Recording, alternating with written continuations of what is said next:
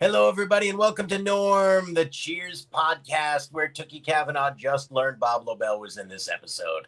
It is great to have you all here. I'm Mike. That's Tookie. That's Dave. This is the show where we celebrate the greatest live-action sitcom of all time, Cheers. And what a week. What a week to be here. It's one of my favorite episodes of the season. It might be my favorite. Right now, if I had to pick one, this is my number one. I really love this week's episode. It was sweet. I got legitimately choked up and multiple laugh out loud moments. And that's an impressive week. And a week where we also added Dennis Schroeder. It's been a good week for little Mikey. I'm very happy. And on a mid-level exception, I'm sorry. It feels like you just added Woody Boyd on a mid-level exception. A really solid role player who's going to bring a lot to the team. I'm very happy about this week. It's a good week. Did y'all have a good week? It's been. I really feel like I've had a week already, and it's Tuesday. Like all I want to do is, I perpetually just walk around thinking, when do I get to lay down? Well, this is a good episode to think about when we're all going to get to lay down. I definitely got legit. I think it's a mark of where I'm at sort of emotionally, because the first time I watched the episode, I was moved, but the second time was when I got legit like choked up, teary-eyed, like an hour ago. And I think that partially is just the fact that it's I'm spiritually and psychologically at Saturday, but the clock says Tuesday. Yeah, it hit me. Yeah. Tookie, did you have a nice week? I think I did. I don't know. This Bob Lobel thing is really throwing you for a loop. Yeah, I'm not okay. So yeah, let's get to it really quickly, and we'll do it in the recap, and I'll tell you where Bob Lobel is hiding. He's the Waldo of this week's Cheers. Dave, what was going on when my favorite episode of season 2 aired? A bit of a sad landmark. This episode was the first episode of Cheers to premiere in a post Ethel Merman America. This episode premiered on February 16th, 1984. Ethel Merman sadly died in her New York apartment on the 15th of February. I mean, I have such a fondness for Ethel Merman just because she's such a tremendous punchline and so game in the movie Airplane. The George Zip stuff in that movie was like my introduction to who Ethel Merman is, and yep. I, as someone who does not particularly care for show tunes, I will listen to Ethel Merman sing anything. That just an incredible voice and character. You ever heard her sing disco? She's got a disco track. Yes, and it slaps. I think. What did she do? Ethel Merman sings the disco. It's intense. Oh, I got to hear this. You do. I'm going through this whole Bee Gees thing right now. This is like a step. Jen got me a double live Bee Gees album for my birthday. It was it tells you where I'm at. Mike, didn't you just have a birthday? I did just have a birthday. Oh yeah, happy birthday! Happy birthday! Wow, how did I miss it? Happy birthday, Mike. It's honestly, I'm at an age where I let him pass. I can't even begin to tell you how low key this birthday was. Oh my God. Well, unlike certain members of this trio, thanks for not showing up to the show drunk. I was just a little bit overfull. That's 47-year-old dad drunk. There you go. I had a second piece of cake. Yeah, that was more cake than I was expecting. You didn't need to put M&Ms in the frosting, but I'm glad you did. So it was a lovely week. That's a mood. Oh yeah. Speaking of a mood, Tookie, what is the mood of this week's cold open? Oh, okay. There's a lot going on in this cold open. If I tell me if you disagree, but whew. I have feelings because I am someone who has a collection of sweaters. I'll provide an example. Part of the wardrobe hanging behind me. I got a lot of odd sweaters. Oh, it's a great sweater. Yeah, So I didn't find this particular sweater that the joke revolved around to be much other than the neck. But let us begin. Let's begin. Okay, Diane comes in with a little surprise for Sam, and she pulls up a gift box, and she explains to him that it was a peace offering about last night. And Sam says, "Well, you know, it's a sensitive thing to be laughed at as a man during that moment." So I feel like the writers were alluding to his O face. Oh yeah. Yeah. Okay. Yeah, We didn't have to I don't know even about know if that. that's an illusion. Yeah, but we didn't have to know about that, David Lloyd Oh. or whoever wrote this. We didn't need to know that. And we further didn't need to know that Diane said he looked like a flounder. Honestly, I can't walk by the seafood aisle for like another week.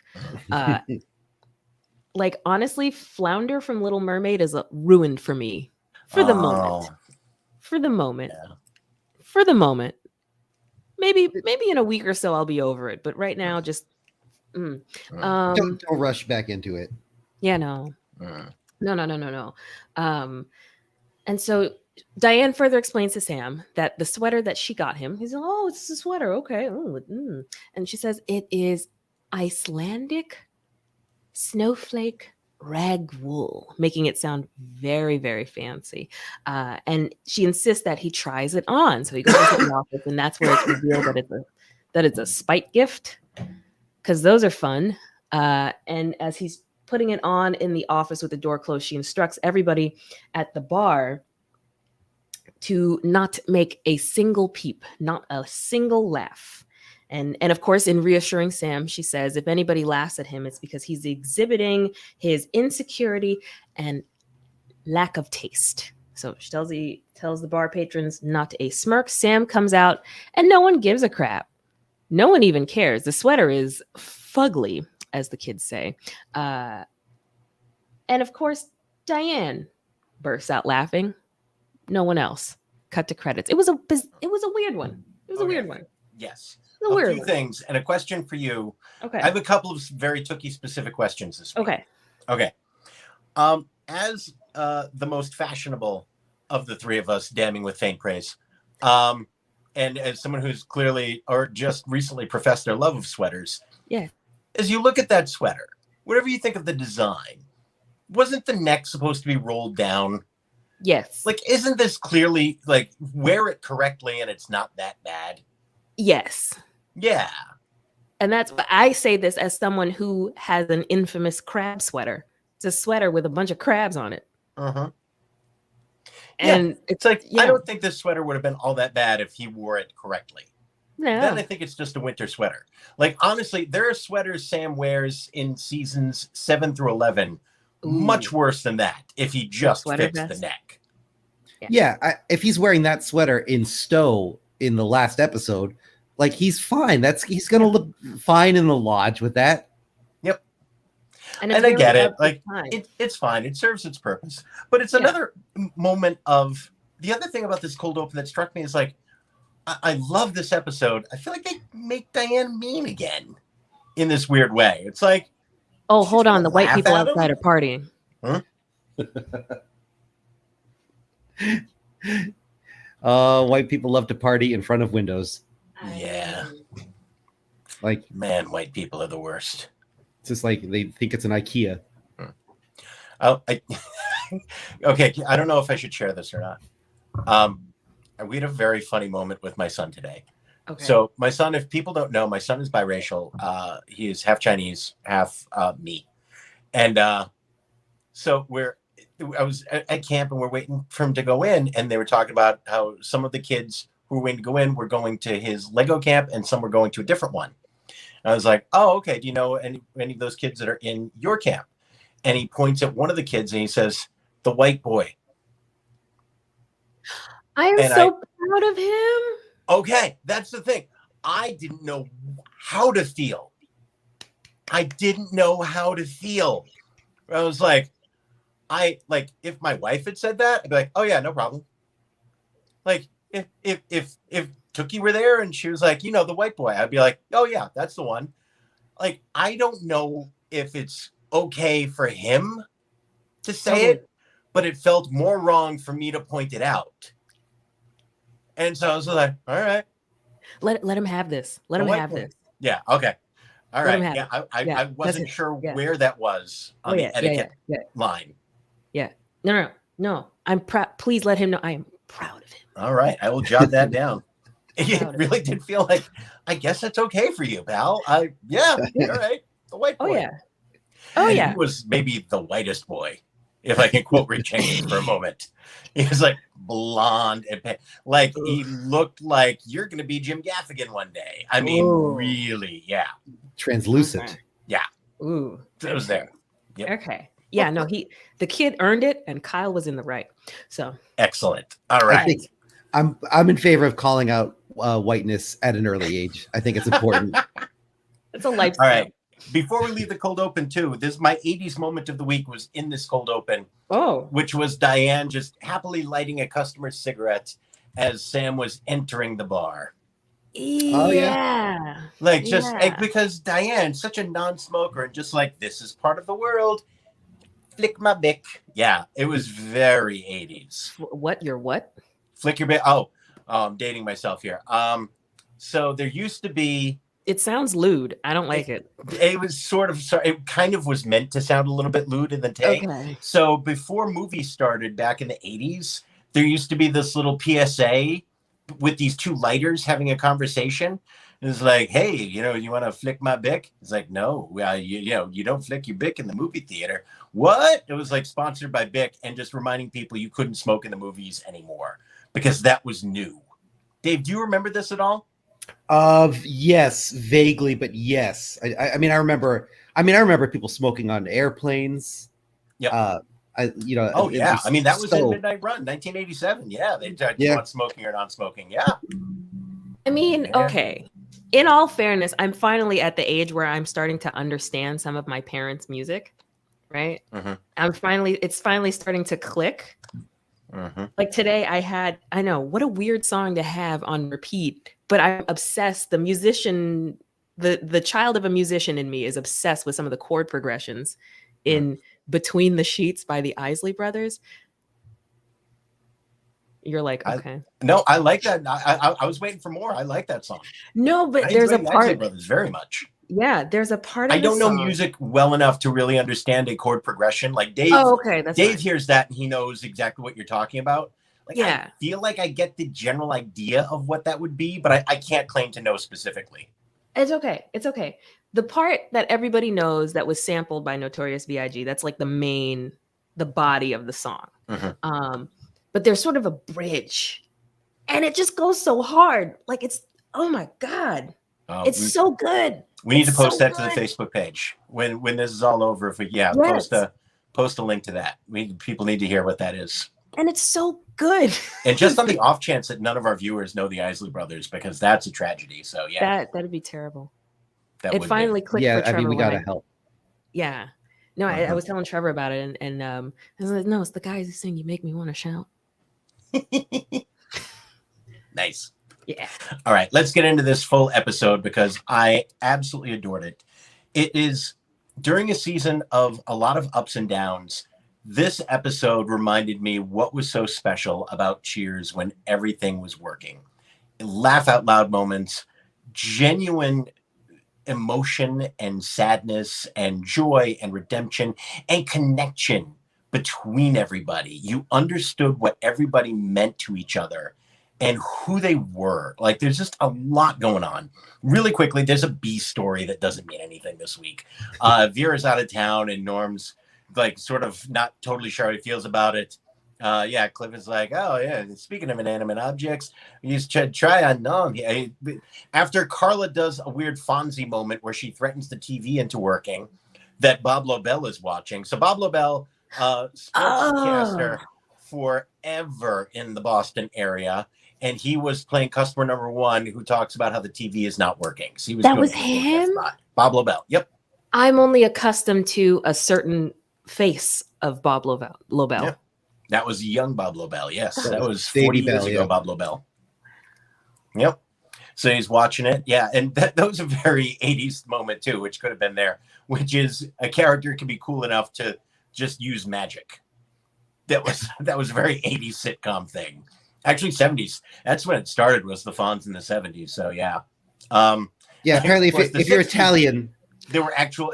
That is true. Yeah, that might be if you're an something Italian, yeah, about being Italian. if you're an Italian American sitcom character, you apparently have access to magic. I had to renounce my Sicilian citizenship today. Oh no! Oh Speaking no! Because of. that's the other question that I had to ask for you. It was about Scappagione, T-Bone Ah. Scappagione. If that's Italian or not.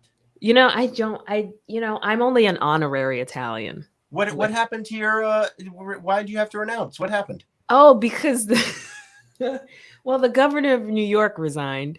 Oh yeah. And during an airing of his press conference, Fox News put on the what is that banner on the bottom? The Chiron. The Chiron. Yes, Yeah. thank you. Quoting him, "I'm not perverted. I'm just Italian." So I gotta bounce and take my bolognese recipe with me. It's their loss, Tookie. So yeah, Coach. Before we get to the coach part, Vera's out of town. Norm's a little sad about it, but kind of acting like he's not sad. And then at some point later on, she calls in, and we find out that she's actually been in the house the whole time. So that's there. It was a little tiny, more of a D story than a B story.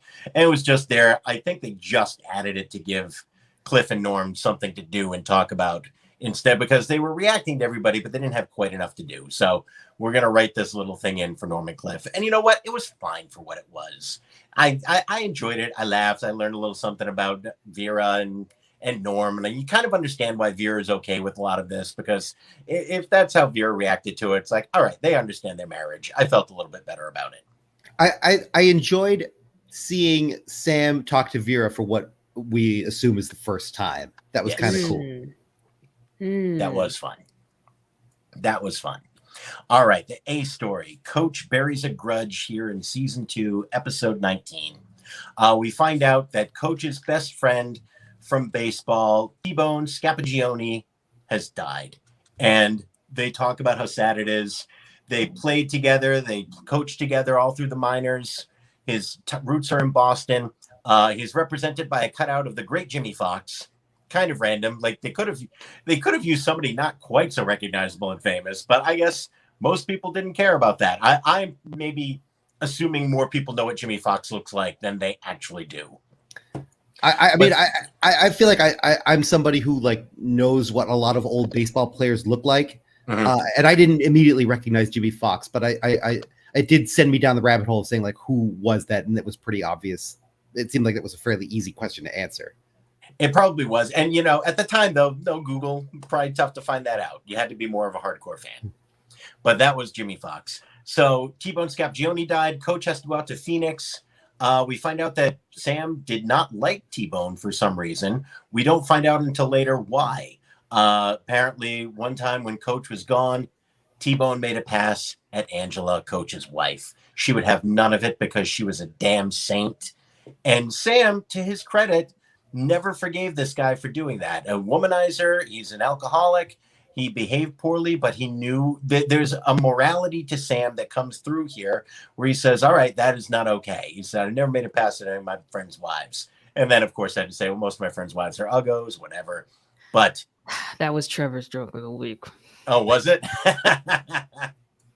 Oh, Trevor, you didn't earn points this week.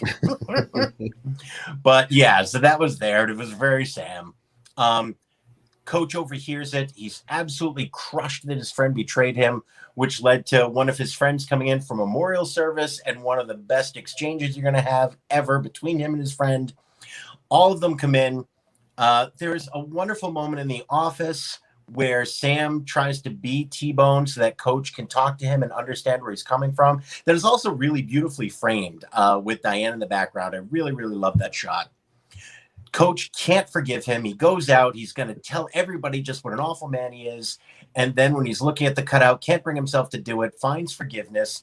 Then all hell breaks loose, finds out that T-Bone hit on everybody's wife, slept with everybody's wife, didn't pay back $500 to somebody who was also in the team. They are going to go out and they're going to say, let's hang him in effigy. And then let's hang him right here in Boston, which is my joke of the week. I'm sorry, I'm getting all my categories out very early. I apologize, but I love that joke. I love it. I love it. I love it. I shouldn't love it, and it's perfect. It's a great version of that joke. There is a moment that works when it has no business working at all. They're all going out to do something terrible to the cutout of T-Bone Scapagione. Diane goes to the podium, starts singing Amazing Grace, and it's beautiful. This shouldn't work. I don't know, but everyone hears her. They come back in. They all start singing. There's this wonderful shot of Norm and Cliff and Sam and Carla looking at all of these guys who are all realizing that they are going to be buried soon and that they've all made some really bad decisions, and they're thinking about their lives and how everyone's going to look at them, and they can't bring themselves to be angry anymore. And they all start singing, and Coach is holding that cutout of Jimmy Fox like it's a child he's going to miss for the rest of his life. And I swear to God, I couldn't breathe for a little while. I loved it. It shouldn't have worked. Maybe it didn't work for some people. Worked like gangbusters on Mikey D. So that was the recap of this week's episode. Your thoughts, folks? I mean, I agree. I thought one of the most audacious things they did in this episode was, so Diane sings Amazing Grace and everybody comes back in and joins in and harmonizes in this like very organic, like not perfect, but like very real and interesting and beautiful way. And they finish and then they sing again. And it's like, we're just going to sit in this song for like 2.5 minutes at the end of the episode and just kind of really just kind of like immerse ourselves in it. You can hear individual voices and individual parts. And you like, there's a moment where you see Diane and the actor who's singing the bass, Don Bexley, they kind of like make eye contact because he's kind of like doing something that's a little like polyrhythmic, and it's really cool. And you just sort of, it's this really human moment of people like celebrating imperfection on some level. And it really just lets us kind of, and in a sitcom, you know, structured around people who are going to be revealed to be kind of like ultimately like B-level successes in their lives at best. It's really beautiful to see everybody kind of just enjoy the fact that, all right, we can sit here singing as best we can in this very human, authentic way, and realize that we are all of us going to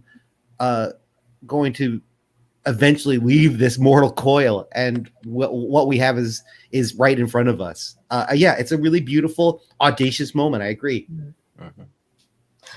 I wasn't. You guys are selling on me now, because at first I was like, I don't know, was this the punchline to the punchline? Like, I didn't get it at first, and it felt more like a network decision than a writer's room decision, if that makes sense. Like, it felt like of course the writers are gonna choose to have the guys storm out and hang a cardboard cutout in effigy, but I feel like that was a writer's decision over a network decision. I think usually the network is more, leave it on a laugh. Let's, like as they're singing, let's actually like light the cutout on fire, something like that.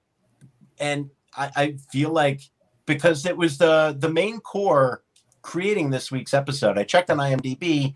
And it was the Charleses, David. It was the main, and Jim Burrows directed the episode and wrote part of it.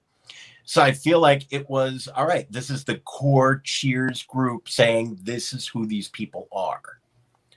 And so, I feel like it was very true to the writer's room, and the writer's room saying, we're going to do something that might not work, but we're going to try it. And we trust these actors to pull this off.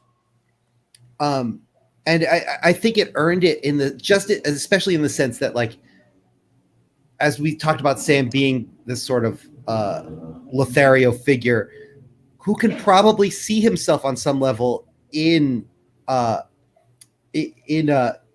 T-Bone, you know, like to be able to like to be able to see himself up there and hopefully be able to say, like, on some level, maybe not be able to verbalize, but be able to recognize, like, there's an element of me there. And I hope that when my time comes, my friends will choose to celebrate what they loved about me rather than my shortcomings. Mm. And it's a show about very flawed people.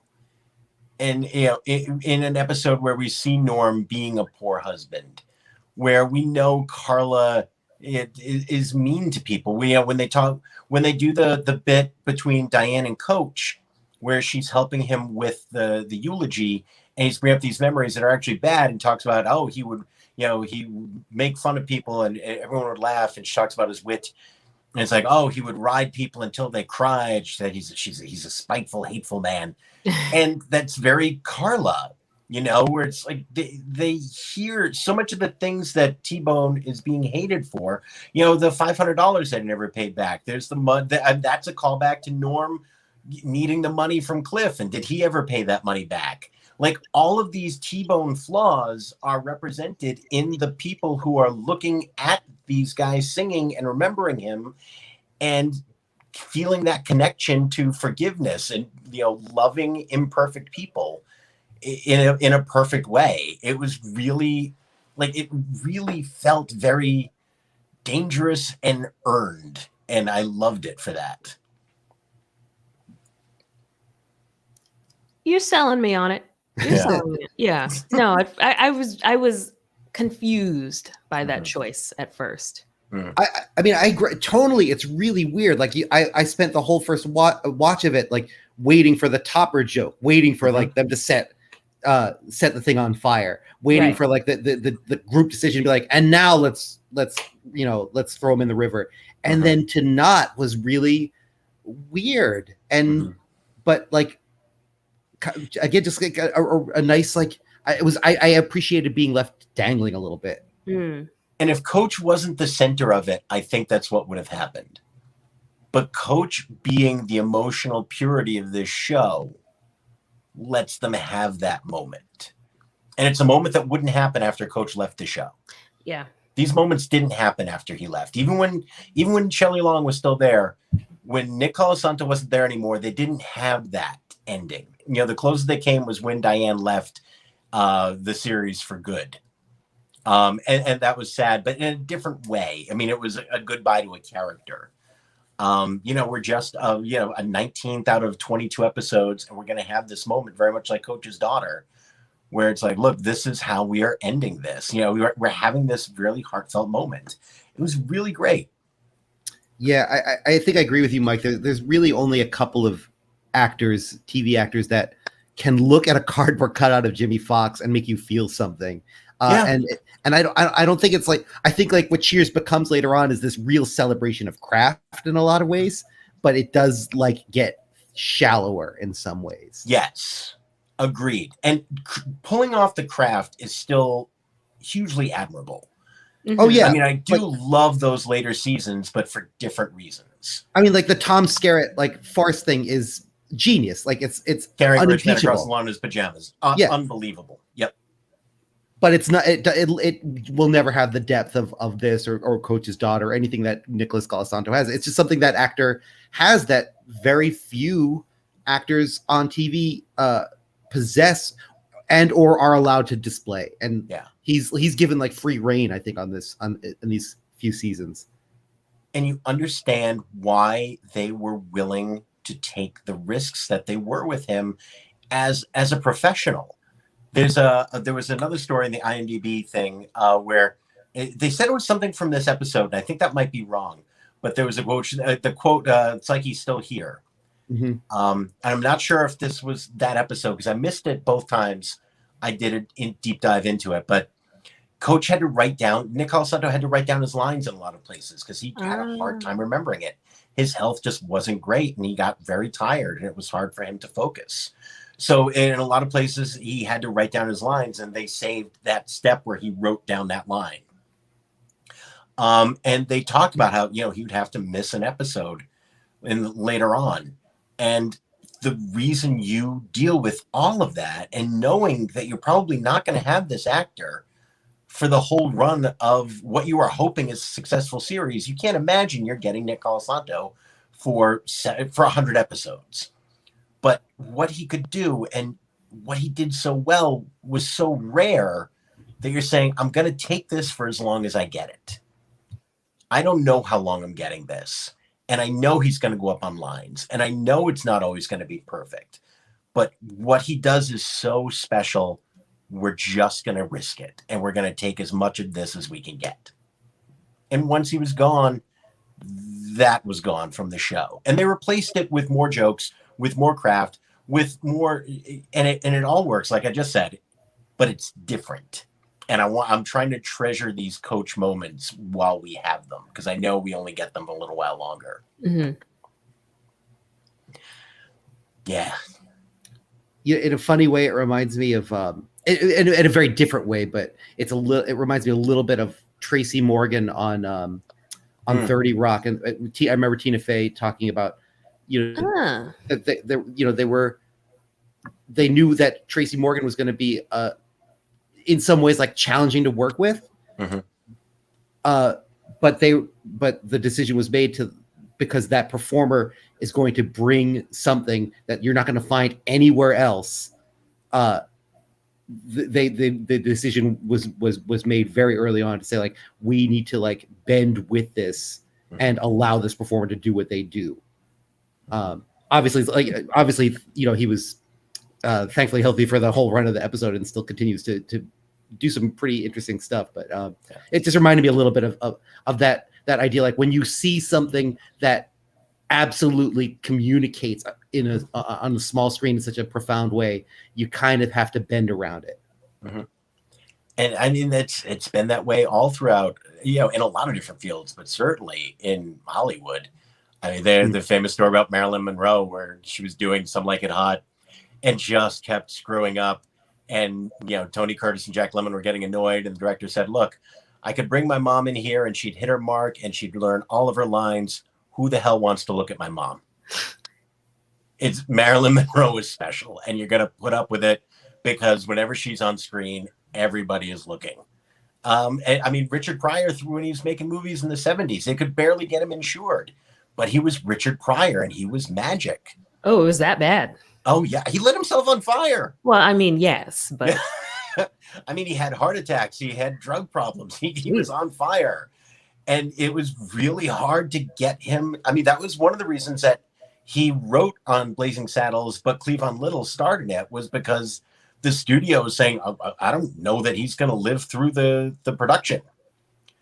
Which is one of the reasons that they went and got Cleavon Little. What is that? No, this explains so much about Brewster's Millions. Yeah. Because I had why specifically Brewster's Millions? I'm curious. I just have a lot of questions about that film. It's an interesting movie. That is a movie I know does not totally work. And yet, if it's on, I'm watching. Yeah. Oh, a movie about somebody who has to like spend their life savings done by a performer who's literally like burning themselves, burning themselves out. It's you can't tear yourself away. Yeah. I mean, that dude knew what that was. I believe that is free on Amazon Prime right now if anyone wants to check out Brewster's Millions. Of course it is. And it's a remake. And a remake of the original, yeah. Yep. Yeah, but that's, when there's a special performer, you just say, look, this is magic and it's rare, and you take it as long as you can get it. And you feel like, all right, we're writing this episode and we're going to see how many more of these we get. And when they're writing it, they're going, this might be our last one. Like every moment with Nick Colasanto could have been their last one. And you could feel them all treasuring it. I mean, you could feel that as being part of what they're looking at when they're looking at Coach at the end. It's like, we're going to be singing for him very soon. I don't want to think about that. I'm sorry. It's okay. But it's also what makes him special. And I want to give, so I want to break down some more of the specific fun lines because there's a lot of great ones in it. But I was reading a lot about this episode because I loved it so much. And the AV Club said something really interesting about, am I in trouble with the AV Club? AV Club is in trouble. Oh, are they? Ugh. They're just they're so pretentious. They gave Hidden Figures like a B. Oh, Yeah. all right. So I AV still Club very haven't flawed. forgiven. I'm not defending the AV Club, but I did want to give them credit for something that they wrote that I do think is very true. When they talked about how one of the reasons Shelley Long left was because Coach died, was because Nicholas Colasanto left, because he was the only one she had this very emotional connection with on the show as a character. You know, she was invested in him when something was going on. She really needed to be a part of it. She wanted to be in the room. She trusted him in a way she didn't trust anybody, even Sam. She said she didn't trust anybody else in the bar. And just as an actor, as a character, when that was gone, you couldn't just do that all again with Woody. So that was really gone for her. And she felt like, you know what? There's no one else in this cast, character-wise. There's no one else in this show that my character connects with on this level. And so it just sort of leaves me not totally sure what to do. And I thought that was really interesting. I was like, yeah, I get that. There was something that really grounded that relationship and that character between the two of them. And when that was gone, Shelley Long just didn't want to do what the show became later. And I kind of respect that. You know, it got so caught up in, oh, she just wanted to leave because she thought she was going to be a movie star. And after reading that, I think it was a little bit deeper than that. I'm sure it was a lot of professional, you know, just wanting to climb, but she also knew the show was a big hit and she could have made a lot of money, and she was leaving that on the table. And I think some of that had to be an artistic choice, right? Oh, absolutely. I mean, like, you lose Nick Colasanto and you replace him with Woody and Frasier, who are great characters, but ultimately, like, again, like, very, like, the joke about them is that they're one-dimensional. Yeah. Coach possesses, and Nicholas Colasanto possesses this, like, surprising dimensionality, which like lets him look at a Jimmy Fox cutout and make you cry.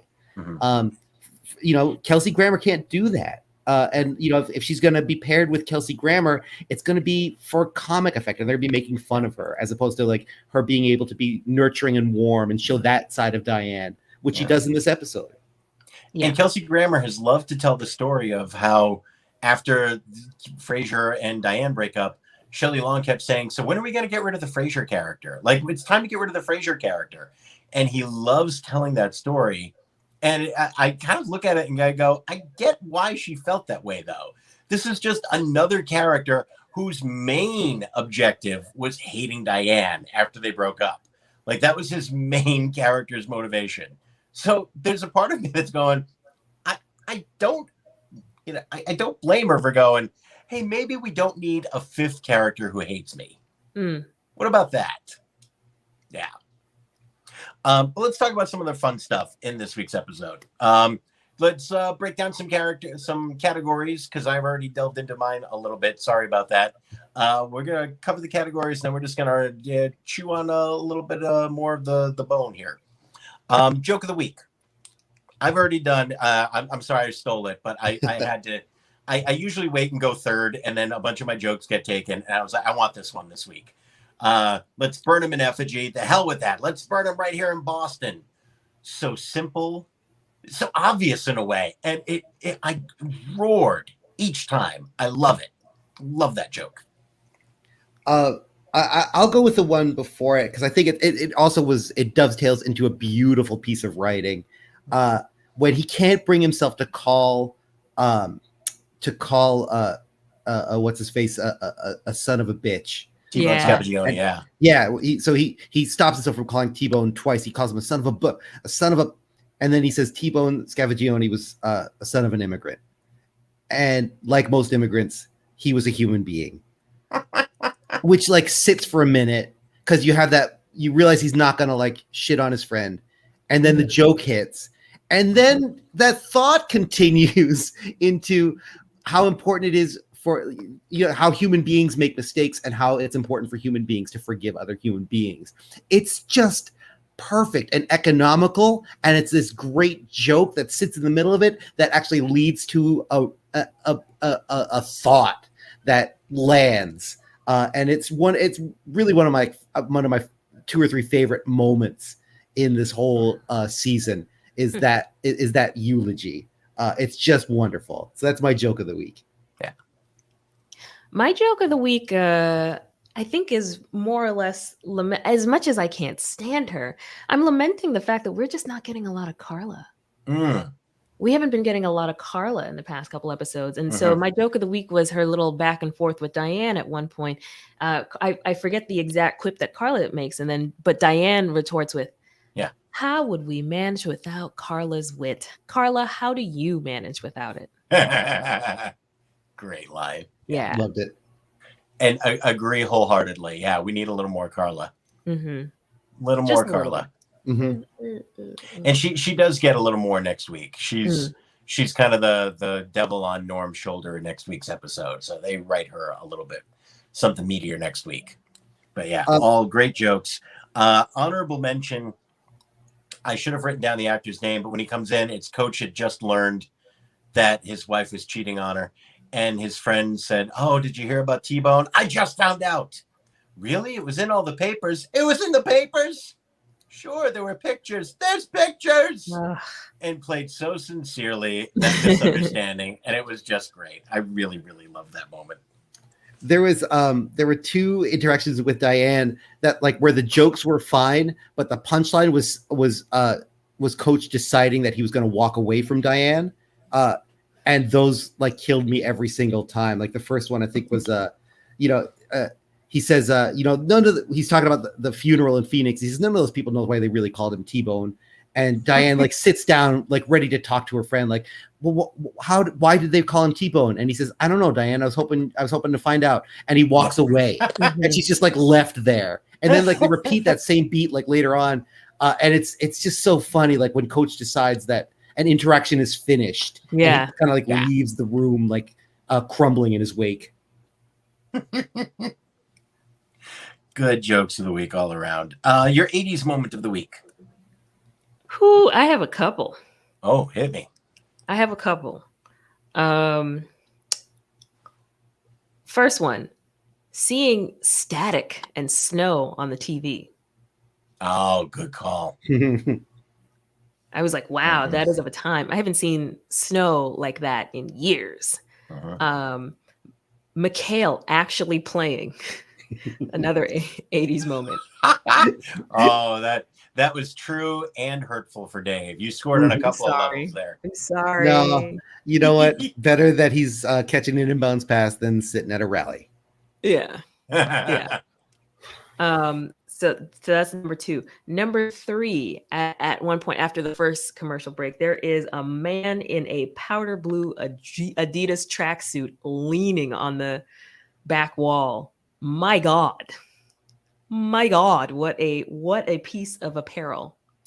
You look comfortable. He sure did. I'm not mad. There was another woman in a tracksuit who I'll get to later, but that powder blue Adidas 3-stripe tracksuit, woof.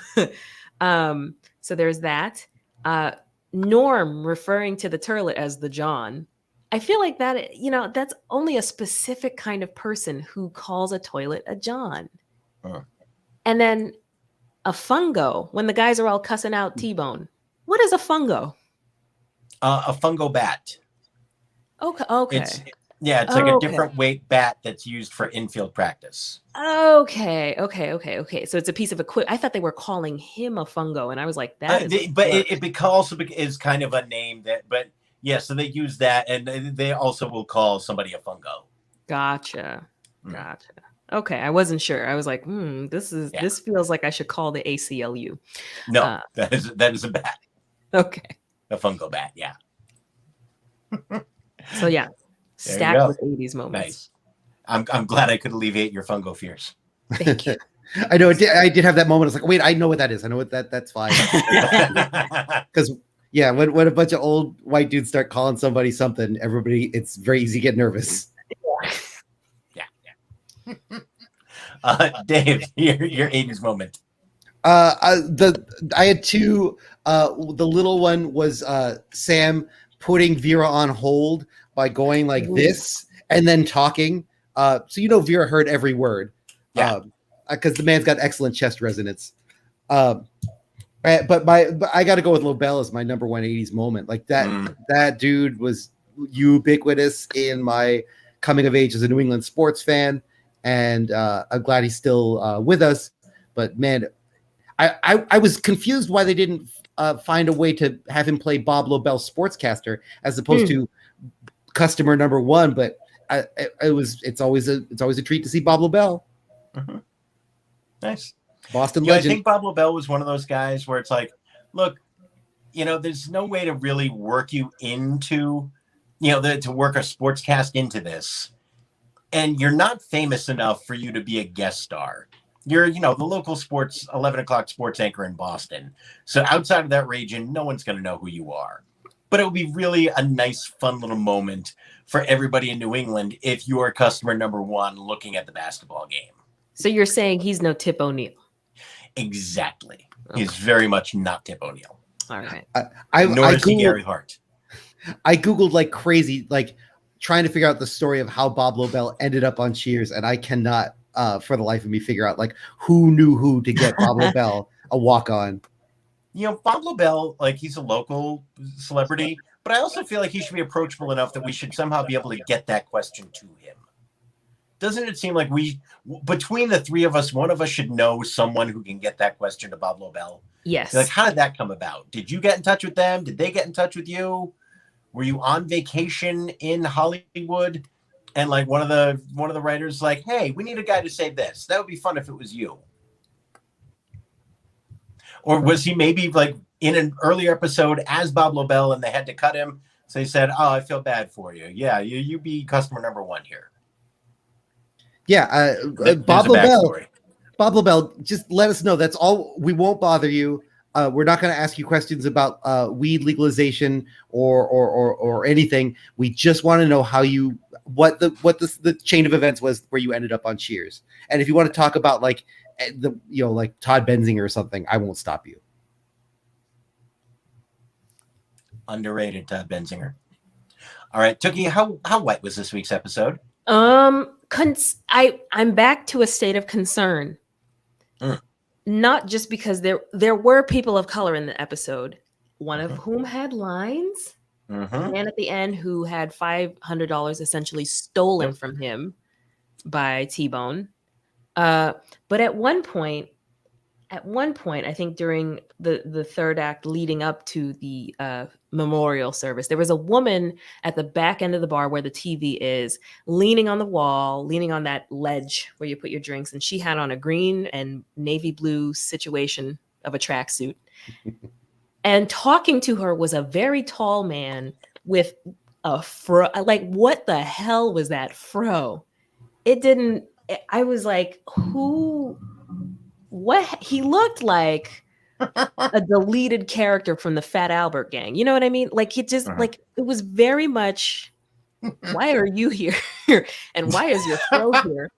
And why did the costume department allow this to happen on camera? Who did not have a pick and a bottle of some Afro Sheen? Because it was just bad. It was a lot. I couldn't tell if that was his real hair and his texture just doesn't fro like that, or if it was a wig. Like it was odd. But I was like, okay, they're coding him as a person of color of some sort. Hitting on this woman, but you can only see him from the back, and you can only see the back of that fro, and it was a lot. It was a lot. It's not. I will say for viewers out there who might be side-eyeing me at the moment, it's not the texture of the hair. It's not black hair. It's the fact that it was just, hair shouldn't do that. It's not. It shouldn't do. A fro shouldn't. Right, I need to see this guy. Frederick Douglass is somewhere mad, is what I'm saying, because of. I feel like I'm very Frederick frustrated. Maybe prioritized a couple of other things for this background actor from Cheers. I don't want to claim to know Frederick Douglass well. It's on the list. It's low, but it's on the list. It's on. It's a long list. Yeah. Yeah. So something that I love this episode, but I could not stop thinking about. both times. Don, the actor who played the I've seen your wives who lost $500. Black actor, black person, playing one of the former players who played somehow in the Boston organization with T-Bone Scappagione. Age-wise, I don't see this adding up. I didn't think of that. Yeah, because sadly, they're my favorite team, but you cannot ignore the history of race with the Boston Red Sox. Their first player of color, Pumpsy Green, a black ball player who came in, I believe, 1959, but the late 50s, absolutely. All of those actors were 70. And if I'll give one of them 65.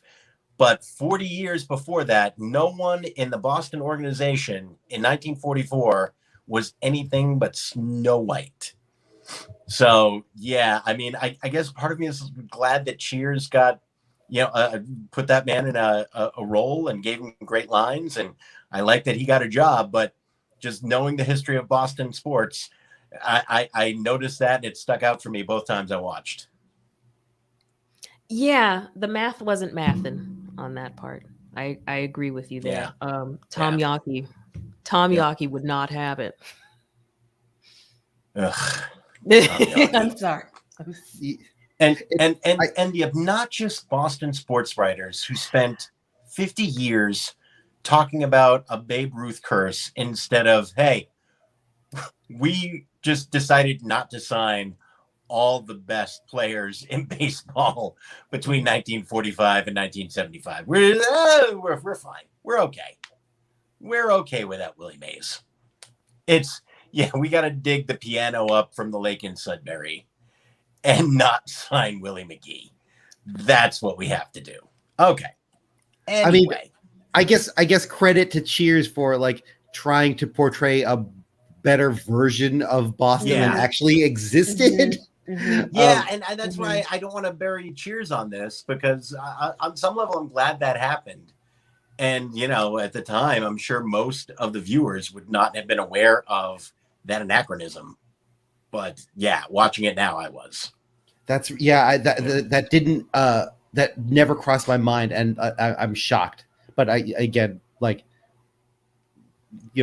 it's amazing when a white person doesn't realize what shittiness looks like until they're confronted with it. That white boy. The whitest boy. I stand by the theory that Babe Ruth was secretly black, though. Speaking of white boys. Oh, tons of evidence for that. Oh, yeah. Yep. Oh, yeah. Yep. All right. Sam, creepy quotient. Not bad this week. No.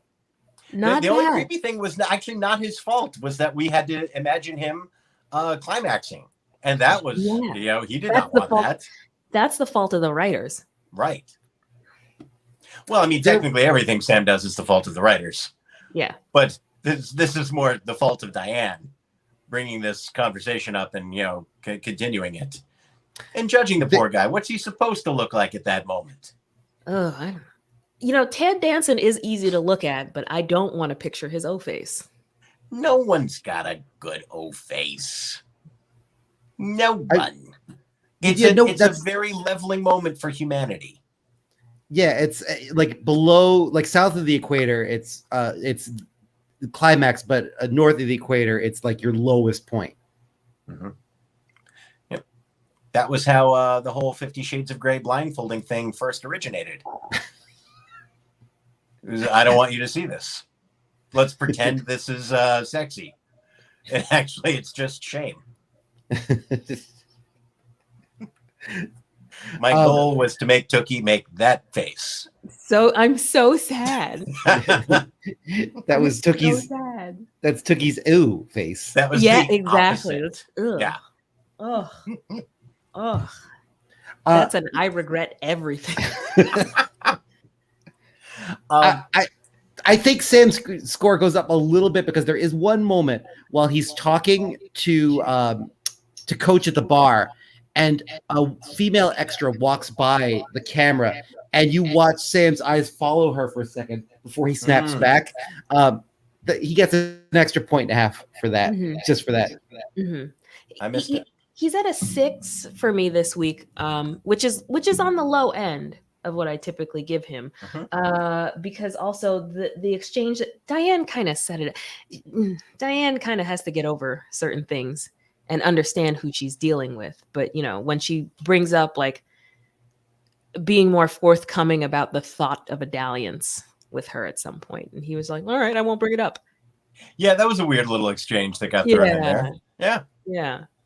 So that's what brings him at a 6, because it would have been like a 4 this week otherwise. Yep. Yeah. And then like making everyone who's watching that episode with their significant other, now we got to have this conversation. I did very much like his reading of the line. Got it. Yeah. Very simple. Yeah.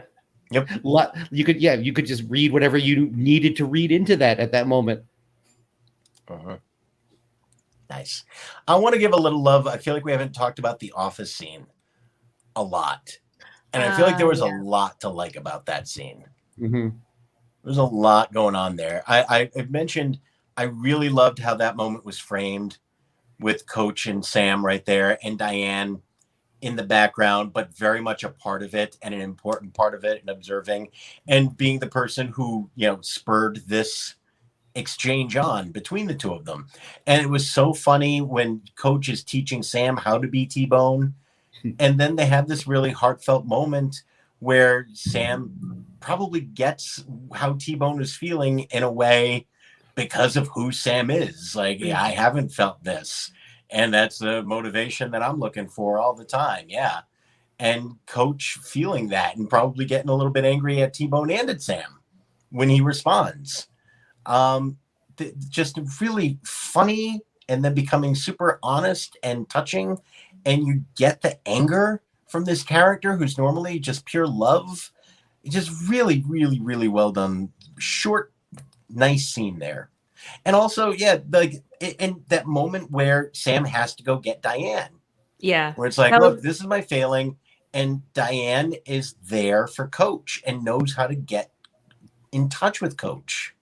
It was a contender for my joke of the week because Sam knows Diane so well. Yeah. That all he had to do was just knock and summon her. And she was right there and ready.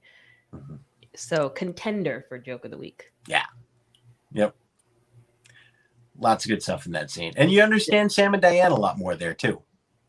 You understand Diane knows, Sam's strengths and what he can't do. Like, he's not going to be able to pull this off without my help, but I need him to get in touch with Coach in a way that I can't do because of how long they've been together. And I need them to do this together. Yeah. There's a lot of good stuff going on there.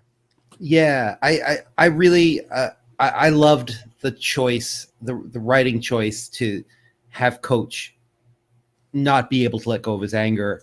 It felt honest in a way that sitcoms sometimes feel, like I feel like sometimes, they necessarily cut corners in the name of time or laughs. And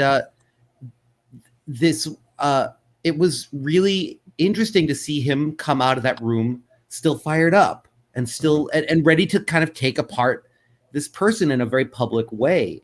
And it didn't, even though it was a different side of Coach, it didn't feel dishonest to the character. It didn't feel like a betrayal of him at all. Maybe it just gets back to that depth that actor possessed. But I thought, the easy choice would have been to have him like calm down and then go out and then not be able to do it, but to actually kind of come out as a ball of fire because he can't let go of the image of his friend betraying him. I thought was really, really interesting. Yeah.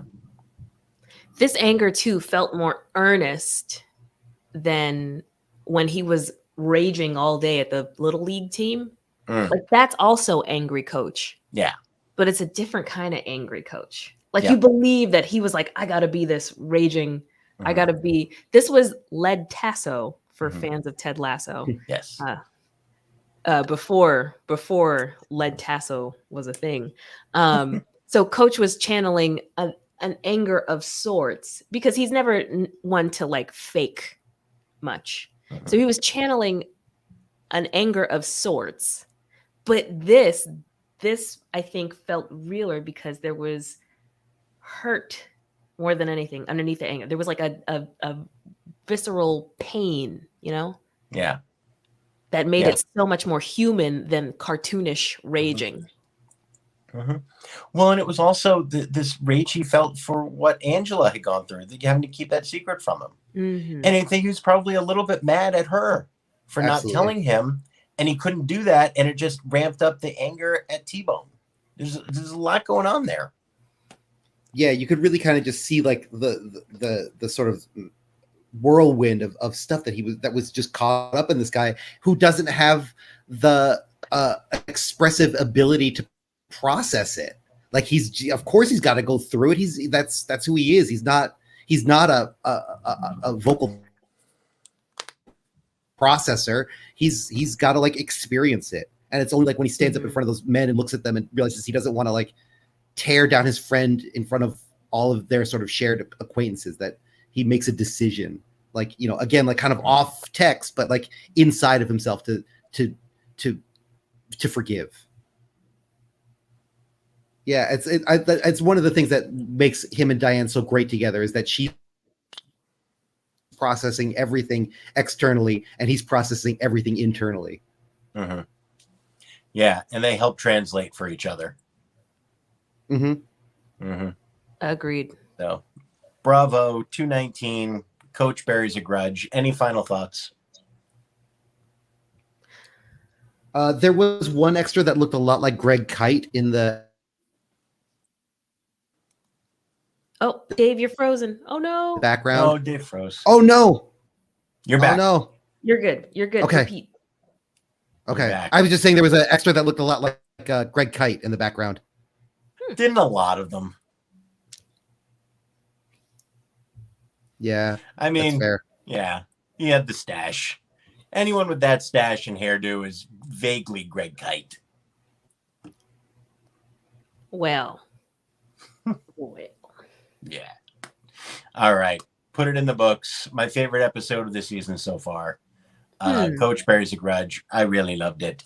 Where's it ranking on your scale for the year? Top 5, I think. Top 5.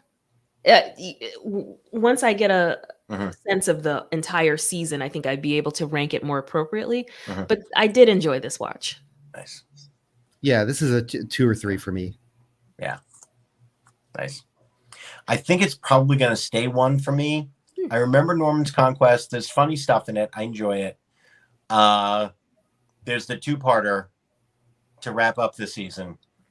And it's very well done, but there's also too many things that did not age well for it to be my top of the year. Yeah.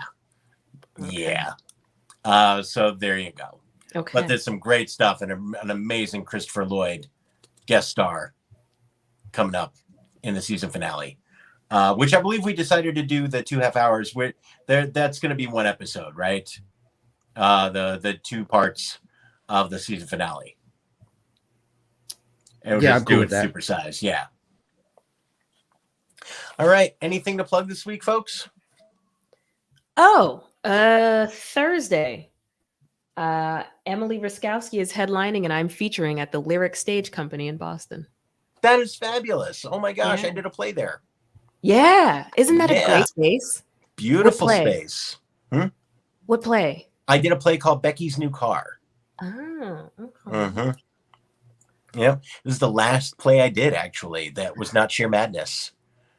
Yeah, I did that and did a little Sheer Madness, and then I just kind of did comedy and being a dad. It was a little too hard to do the theater schedule when he was that young. Fair. Now it's possible, and I just haven't. I haven't reached out to anyone, and no one has missed me. So that's my theater career currently. But it's fine. I didn't mean to make that all about me. That's wonderful. So, Lyric Stage Company, is this a part of? Is someone producing it there, or is Lyric producing comedy there, or what's the word? A therapist who's like really great on Instagram. Like her online presence she's killing it. But she's like a real therapist, and she is putting on this production, and it's going to be a time. That's fabulous. And it's just a straight stand-up show, right? I think there's going to also be like a small Q&A portion at some point with the comics, and of course with the audience, and talking about mental health and stuff. And so, all right, awesome. So yeah. Can you provide a link for tickets on the Facebook page? I sure can. All right, awesome. So people should definitely check that out. Yeah, I know Emily Raskowski is. Emily is just one of my favorite people, one of my favorite comics.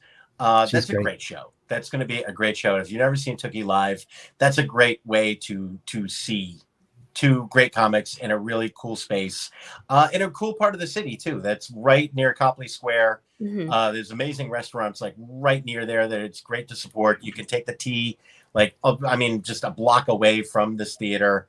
It's a great time. It's a great hangout. So definitely check that out. Dave, you've got is it this weekend that your show is happening? The Pageant for Providence is this weekend, which is a series of 5 different walking tours. I'm featured on the State House tour. If you want to, it's all pre-recorded. It's a walking tour that you can that you'll get to your phone or other device to accompany you on like a 45-minute walk to a central location downtown, where there'll be like a brief sort of coming together ceremony. But yeah, it's going to be a cool thing. You can find out more at pageantforprovidence.com Awesome. if you're interested. Totally free and a great way to find out some more about the city if you're interested. That's a great summer day. There's lots of cool stuff happening in Providence. That's a great way to experience a lot of it. Yeah, that's awesome. Yeah. My comedy got canceled this weekend, so yeah. Where were you gonna go? I had a gig on the Vineyard. Yeah, I was going to be going out to the Vineyard to do a gig. And then the booker, who's a very lovely man, kind of kept giving me reports about, we're having some problems. And boy, it started great. And then the Delta variant started scaring folks. And a little problem. And then this week, so it didn't get canceled, but he did the call saying, hey, how are you feeling about Delta and all that? And I was like, I guess, no, not great. But, he's like, listen, if you're not feeling comfortable with it, and I was like, that's fine. Mm-hmm. It's fine. Mm-hmm. Let's bail. Mm-hmm. So, yeah. Mm-hmm. So my comedy went from small to non-existent. Give us the booster shots. I don't know how I feel about the booster. I'll take anything if the CDC tells me I get a booster, I'm getting a booster. Yeah. But I just keep feeling like if everyone else would just get the shots we've gotten, everything would be fine. Mm-hmm. Everything would be okay. Mm-hmm. Yeah. Florida. Mm-hmm. Texas. Mm-hmm. Yeah, Texas and Florida. Oh my God. And just like the resistance is, I still don't. Yes. It's frustrating. I can't even get into it anymore. Well, when one door closes, another opens. There you go. Plus, who needs to take a ferry to a gig anyway? It was already going to be tough. It was already going to be, and it was a Friday night. So it was I was going to have to drive Cape traffic to get to the ferry, to get to the island to do this gig. And I was like, all right. It didn't break my heart when it got canceled. But there's this part of me going, man, I am, this comedy career is limping along like a 4-cylinder car that has lost 2 of them. Yeah, this Peugeot is just barely staying on the road. There could be a hidden blessing. Very true. Very true. And we will see what blessings arise. And you, our viewers, you are our blessings. Thank you for stopping by. Stay in an amazing state of grace. We're going to be back next week with season 2, episode 20, Norman's Conquest. For Tookie and Dave, I am Mike. Stay safe. If you haven't gotten vaccinated, what are you waiting for? Go out there so we can all get out and perform live and hang out in a little bar where everybody knows your name without ventilation. Bye, everybody.